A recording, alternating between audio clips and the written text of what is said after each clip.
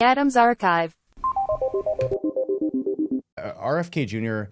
suspended his campaign in the states that he said would potentially affect the outcome in a negative way towards Trump.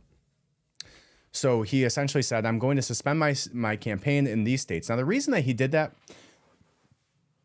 was actually quite interesting because he said there's still a chance that he could potentially, if Kamala and Donald Trump essentially tie in electoral votes, that it could come down to a potential a runoff race, right? Where he could actually, if he remains on the ballot, could still have a chance to become president. So he said, I'm going to pull out of every state that would potentially negatively affect Trump. As a result, he's hoping that he could find himself in a position in office under Trump.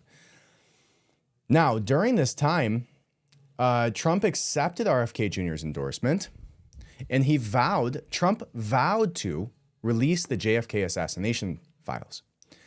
Now it says, hours after being endorsed by third-party candidate Robert F. Kennedy Jr., Donald Trump said he would release all of the remaining documents pertaining to the assassination of John F. Kennedy if he were elected president in November, as a part of a proposed new commission on presidential assassination attempts, including the one that targeted him. Now, if you recall, it may have been my last podcast or potentially the one before it, but I said this. He would be crazy not to release these documents. They literally, the same people that killed Bobby Kennedy, that killed John F. Kennedy, all of them are likely involved, at least the agencies, because some of those people are going to be dead at this point, are very likely involved in Donald Trump's assassination. It says, speaking at a rally in Glendale, Arizona, Trump also pledged that if elected, he would establish a panel of top experts that would work with Kennedy, a prominent anti-vaccine advocate, this says, to investigate childhood health problems. Yeah, as they should. Now, when you go back and you listen to RFK's speech that he did, pulling out of it, I think Robert F. Kennedy's speech was one of the greatest speeches ever in politics, by any politician ever. And honestly, if you've been listening to me for quite some time, you know that I have considered for a very long time voting for Robert F. Kennedy Jr. And this speech solidified why I felt that way. Everything that is wrong with politics is embodied in one way or another in each of the candidates that are left.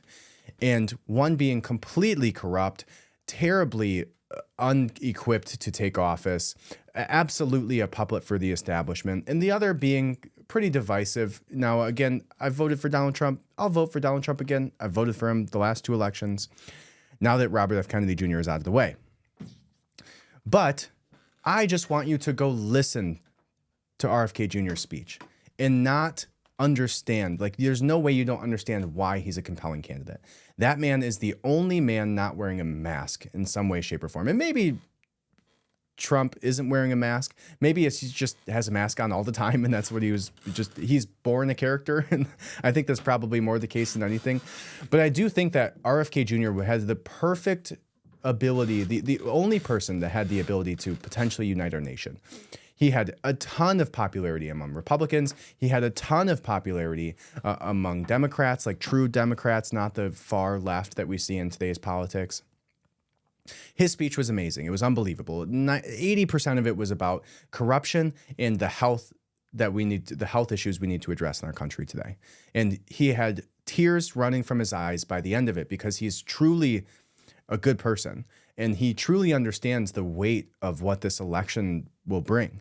And it would be terribly sad to see another 8 years go by without RFK holding some very, very prominent position in office, because he is one of the only real politicians that we've come across in the last 30 years. So this goes on to say that Kennedy, the scion of one of the most country's famous Democratic political dynasties, got a roar of approval from Republicans when he joined Trump on stage at a Republican campaign rally in Glendale. Bobby, Bobby, the crowd chanted. Kennedy had announced earlier that he's suspending his campaign. Now, the hope would be that Kennedy would be put in charge of, here's my hope. I hope Robert F. Kennedy Jr. gets put in charge of the CIA, because that would be the ultimate fuck you from his family back to the people that planned his assassination. That would be absolute justice, and I hope he would clean it up or obliterate it, shatter it into the wind into 1,000 pieces, like his uncle said that they should. Now, more realistically, he could find himself a part of the health administrations, including the overseeing the WHO, the NIH, well, not the WHO, but the NIH, and all of the FCC, overseeing children's food in school systems, being able to ban the dyes that are permeating all of our food, seed oils that he talks about constantly. Like, this man is the epitome. He's 70 years old and he's jacked. Super healthy guy, is outside all the time. He would be amazing in that position, and he truly, truly cares, which is all you can ask for in today's modern political environment. Just don't be fake. Don't be fake. Don't be corrupt. Don't be evil. Like, I think these are pretty basic things, but it's very, very hard to come by in today's modern political environment. Like, name 3 people that you can think of that are like true. Now, one of those other people that come to mind would be Tulsi Gabbard, another Democrat that I would have considered a great pick for VP. I think a lot of Republicans tend to agree with that statement. But Tulsi Gabbard would be a phenomenal pick for VP. I really wish he would have picked her over Vance. I don't have any affinity for Vance. I don't have any malice either, but I don't see him as a very excitable character to the general public. I think Tulsi would have been a huge, huge win for Trump's campaign. But anyways, Tulsi Gabbard has now come out and endorsed Donald Trump. So the 2 most likable politicians in the Democratic Party are now backing Donald Trump. And I think those are the 2 biggest people that he could have got to back him. Like, what's next? Bernie Sanders? Like, that's about all that's left to endorse Trump for him to completely obliterate the Democratic Party. Now, one thing that came out of this is that the Biden-Harris administration had revoked the Secret Service protection of Robert F. Kennedy Jr. So immediately following RFK endorsing Trump, Biden and Harris pulled RFK's Secret Service detail that was protecting him from the multiple assassination attempts that have happened on his life over the last few months, like weeks after actually giving it to him. Now, to be fair, even though Biden pulled his security detail, I think at this point, if I had the money, I would probably buy my own security detail if I was Robert F. Kennedy Jr. Because after the horrible comedy that was watching Donald Trump almost get assassinated under the protection of the Secret Service, maybe that's not the bodyguard that you truly want if people are actually trying to kill you. So there's that. Now here's Tulsi Gabbard endorsing Donald Trump. Go ahead and pull that up for you. This comes from the Post Millennial.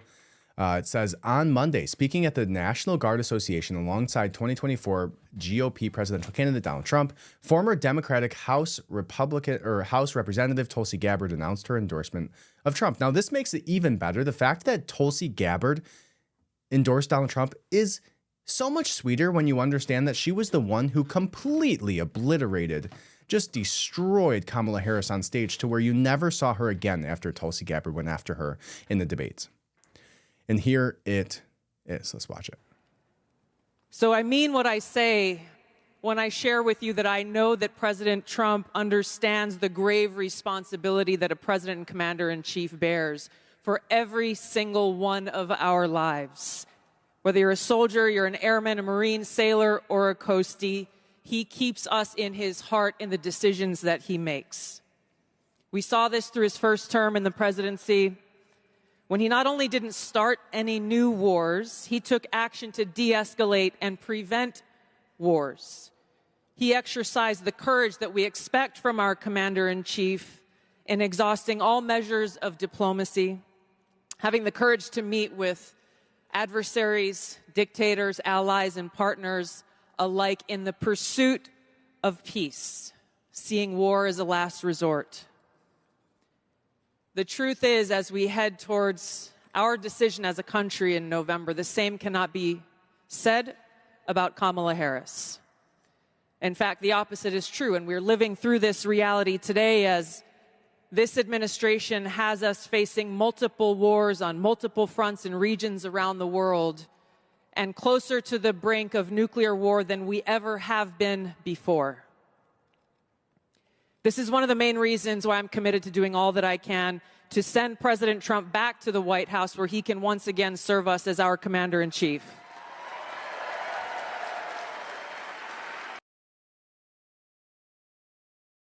And there you go. Tulsi Gabbard has endorsed Donald Trump. It said, go ahead and just read a short part of this here. This is personal for me, she said, recounting her experiences in Iraq in 2005 with the Hawaii Army National Guard and how there was a sadness as we boarded the plane when we left that we were leaving some of our brothers and sisters behind, only to lose others when we got home to suicide. Yep. She said, I am proud to stand here before you today, whether you're a Democrat, Republican, or an independent. If you love your country as I do, if you cherish peace and freedom as we do, I invite you to join me in doing all that we can to save our country and elect Donald Trump. There you go. So, two people that I actually think hold weight with their audience. Tulsi Gabbard and I think, to me, she's probably one of the only, like, it's funny that the two Democrats that I would actually consider voting for, that I actually think has any real personality to them, that is actually speaking from their heart and is actually being a real, true American, just so happen to be the people that endorse Trump. Now, I don't think that's any coincidence, because everybody else is just paid off or disingenuous or there for a power grab or whatever it is. Adams Archive.